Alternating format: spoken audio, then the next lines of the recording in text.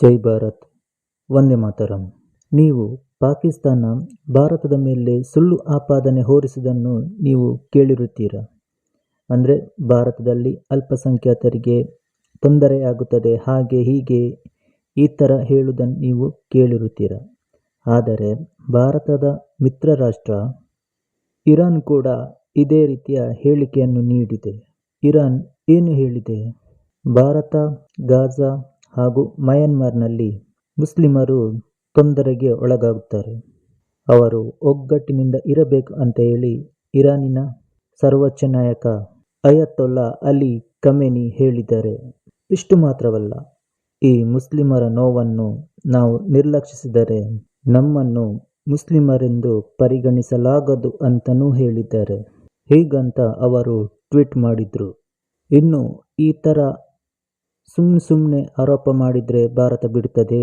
ಖಂಡಿತವಾಗಿಯೂ ಇಲ್ಲ. ಇದಕ್ಕೆ ಭಾರತ ಪ್ರತ್ಯುತ್ತರ ನೀಡಿದೆ. ಇರಾನಿನ ಈ ಸರ್ವೋಚ್ಚ ನಾಯಕನ ಹೇಳಿಕೆಯನ್ನು ಭಾರತ ಖಂಡಿಸಿದೆ. ಇದು ತಪ್ಪು ಮಾಹಿತಿ, ಸ್ವೀಕಾರಾರ್ಹ ಅಲ್ಲ ಅಂತ ಭಾರತ ಹೇಳಿದೆ. ಇನ್ನು ಅನ್ಯ ದೇಶಗಳ ಅಲ್ಪಸಂಖ್ಯಾತರ ಮೇಲೆ ಗಮನ ಹರಿಸುವ ಮೊದಲು ತಮ್ಮ ರಾಷ್ಟ್ರದತ್ತ ಗಮನ ಹರಿಸಿ ಅಂತಲೂ ಕೂಡ ಭಾರತ ತಕ್ಕ ತಿರುಗೇಟನ್ನು ನೀಡಿದೆ.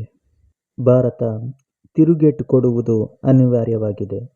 ಇನ್ನು ಭಾರತದ ಈ ಸ್ಟೇಟ್ಮೆಂಟಿನ ಅರ್ಥವೇನು? ಇರಾನ್ನಲ್ಲೂ ಕೂಡ ಅಲ್ಪಸಂಖ್ಯಾತರಿಗೆ ತೊಂದರೆಯಾಗುತ್ತದಾ? ಹಾಗಾದರೆ ಅಲ್ಲಿರುವ ಅಲ್ಪಸಂಖ್ಯಾತರು ಯಾರು? ಇನ್ನು ಈ ವಿಚಾರದ ಬಗ್ಗೆ ಸ್ವಲ್ಪ ಗಮನ ಹರಿಸುವುದಾದರೆ, ಹೌದು, ಇರಾನ್ನಲ್ಲೂ ಕೂಡ ಅಲ್ಪಸಂಖ್ಯಾತರಿಗೆ ತೊಂದರೆಯುಂಟಾಗುತ್ತದೆ.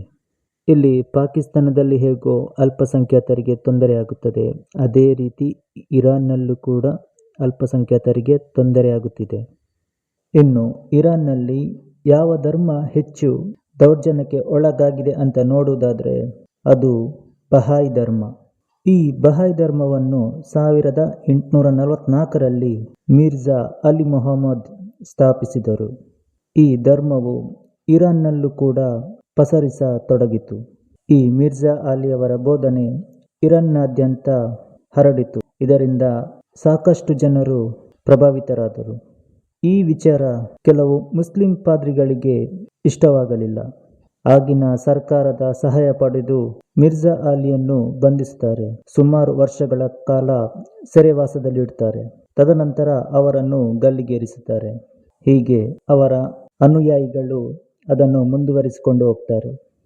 ಈ ಥರ ಈ ಧರ್ಮವು ಹುಟ್ಟಿಕೊಳ್ಳುತ್ತೆ.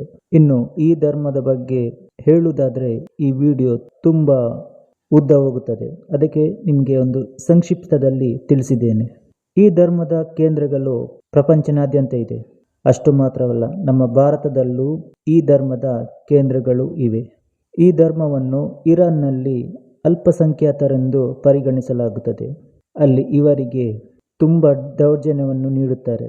ಅಷ್ಟು ಮಾತ್ರವಲ್ಲ, ಒಂದು ಸರಿಯಾದ ಶಿಕ್ಷಣ ಕೂಡ ಕೊಡುತ್ತಿಲ್ಲ. ಇವರಿಗೆ ಅಲ್ಲಿ ವ್ಯಾಪಾರ ನಡೆಸಲು ಕೂಡ ಅನುಮತಿ ಇಲ್ಲ. ಅಷ್ಟು ಕೀಳಾಗಿ ನೋಡಿಕೊಳ್ತಾರೆ.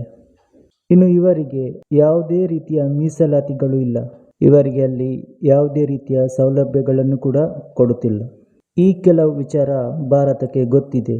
ಇದಕ್ಕೆ ಭಾರತವು ಕೂಡ ಇಂಡೈರೆಕ್ಟ್ ಆಗಿ ಇರಾನ್ಗೆ ಉತ್ತರವನ್ನು ಕೂಡ ನೀಡಿದೆ.